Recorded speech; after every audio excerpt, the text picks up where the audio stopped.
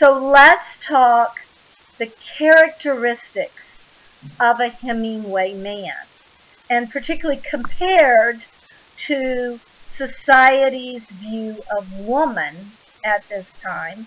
And I know I'm making huge generalizations here. So I understand that, and I'm just letting you know up front, this is not foolproof, this is not everyone, but I'm going to make them to sort of show this particular idea.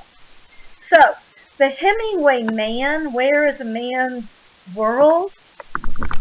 A man's world is in wilderness and in nature.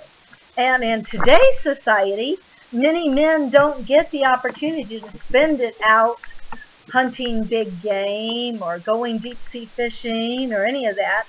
So every man needs the man cave. Every man, because really, isn't the house the woman's?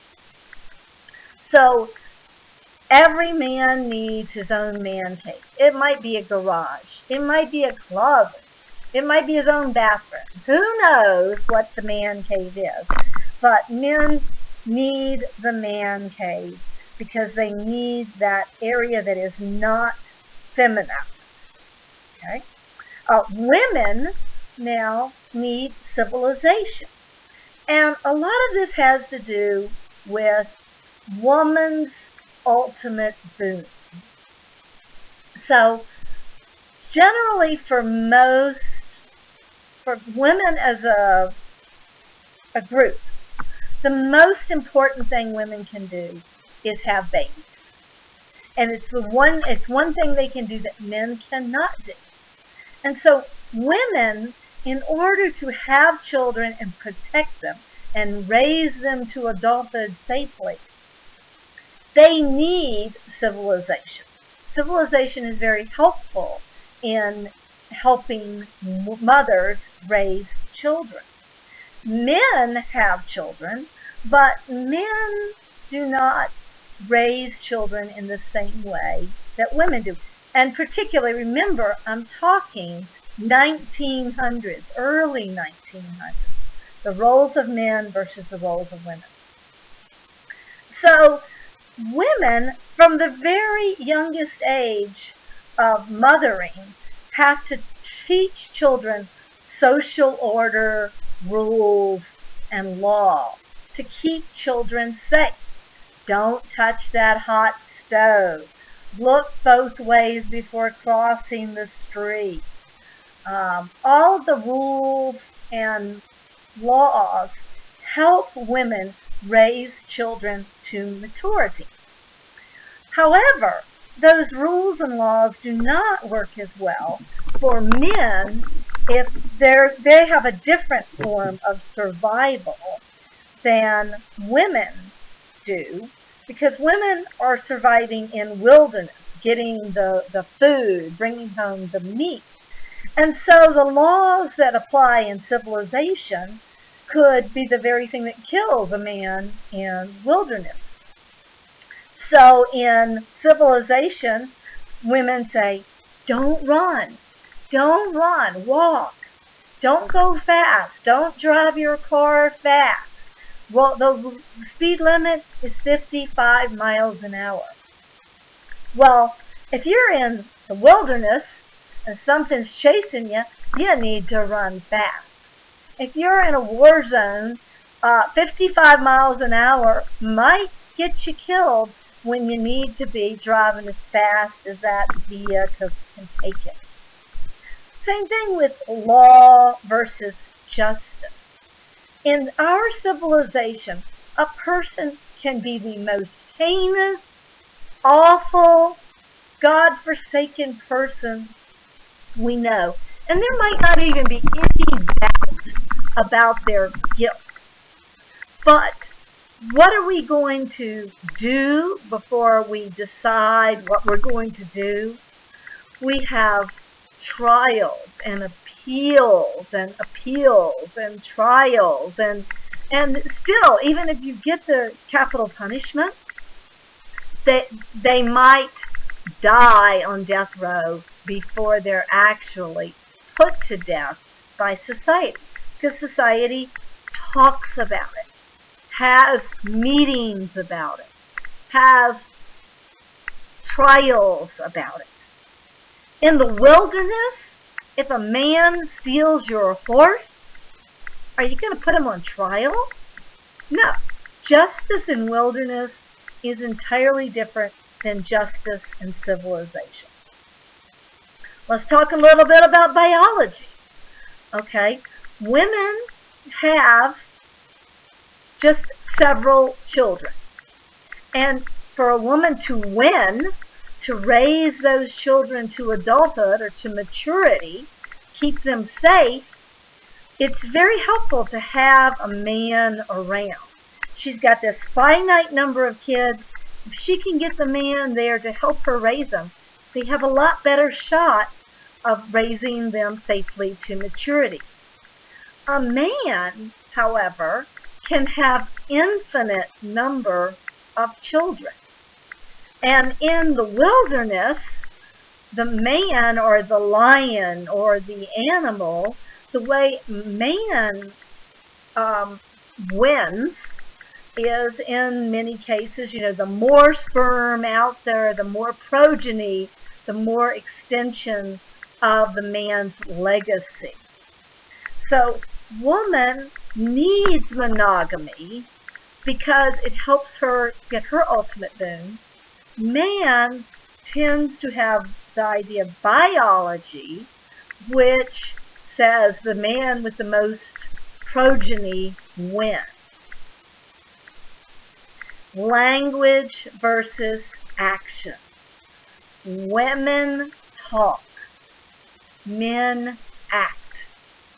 Okay? I know that for many of you, when you go home tonight, many of you women will want to talk to your guy. You'll want to, if it's me, I want to tell him about my day. I want to tell him where I was, what I did, who I saw, what I was thinking and feeling. And my guy will nod and mostly glaze over very quickly. And I'll also ask him about his day. And he'll say, fine, good, whatever. Will I get anything out of him? No. Because men don't value talking as much as women. Again, big generalization. Okay, last one, faith in God and law versus faith in self. I think that one is self-explanatory. Back to your stories and how this relates. A clean, well-lighted place is about how does a man live with dignity and honor, particularly when facing death. Now that is going to be a theme in the other two stories as well. A Short Happy Life of Francis Macomber on the African Safari, and in Selway, where Baby and Jack go on a river rafting trip. So Jack also is a Hemingway man. And look in this story to see how Jack feels about death. When Baby's talking to him there towards the end of this river rafting, where they've already survived against all the odds. And Jack is going to say, if I make it, I'll meet you around the bend. And she says, and if you don't make it? He just smiles and runs off to get back in that boat and go back down one more rapid. Okay, Jack as the Hemingway man in the story, in the way he views wilderness and nature, the way he views death. There's not much in the way of religion in it, but also the way he uses language. And so in all of these stories, one of the things you're going to see is the men don't talk. And if you just look at the first page of A Clean, Well-Lighted Place, you'll see those short, clipped sentences, one-word sentences, yes, no, or 2 or 3 word sentences. Why? Because men don't talk. Men act. And in Short Happy Life of Francis Macomber, you'll see Francis talking like a woman to Wilson. He'll say things like, "Aren't you afraid?" And Wilson says, "Yes, but we don't talk about it." Francis will say something else, and Wilson say, "It's bad form to mention it." Wilson is training Francis in how men talk. So you'll see that in the stories. Certainly you will see action in the stories. And then the last thing, we're coming to an end here, the last thing is women. So why do you think Hemingway is considered a misogynist? Besides the fact that, of course, he had multiple wives and multiple girlfriends, that is definitely one thing. Besides the fact that he was a big-time drinker. Besides the fact that he considered killing himself a dignified way for a man to end his life. Okay? Besides all of those things that make some people think he's a misogynist, I don't know why. But besides those things, Hemingway had another thing that he wanted to say. And this is that, man, you go out there and you climb that mountain, you drive that car fast, you face that lion, you go against that big fish. And he says, and yes, you go and do it. And you love those women. But Hemingway says that man has one enemy that is fiercer than the lion, fiercer than the avalanche, fiercer than the fast car, fiercer than all of those things put together. And what is that enemy? Well, women. Why women? Because women stand between man and his hero's journey. If you're, think about it, women love the Hemingway Man. So when you're 19 and you see a guy who's got a hot car, fast and red and beautiful and a convertible and all of those exciting things, and it's a 2-seater,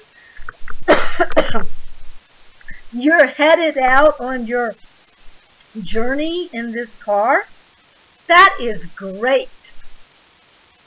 Woman marries man, woman gets pregnant. What happens to the fast 2-seater? Excuse me. So, woman, in her need to reach her ultimate boon of protecting her family, her needs are often against the needs of the Hemingway man to go out and face death every day in a bigger and bigger way. That makes her a danger to the Hemingway man's hero's journey. And so, in effect, Hemingway's saying, avoid the scissors. Snip, snip. Women have something much more dangerous than a lion. They have the scissors. And women can, if a man allows it, a woman can emasculate a man and keep him from his hero's journey. Back to a clean, well-lighted place. What kept the old man from completing his life with dignity and honor? His niece. What did she do? Snip, snip. Cut down the rope. Look for these ideas as you read these stories. And as we go through them, we're going to talk about, or is it true? Does it still exist?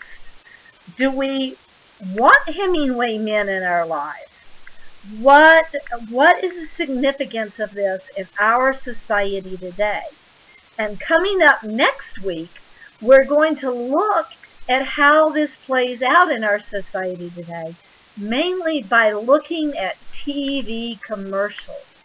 And if you look at fast food commercials in particular, Carl's Jr., Burger King, Jack in the Box, you look at beer commercials, you look at Old Spice commercials, you look at these commercials, and what are you going to see?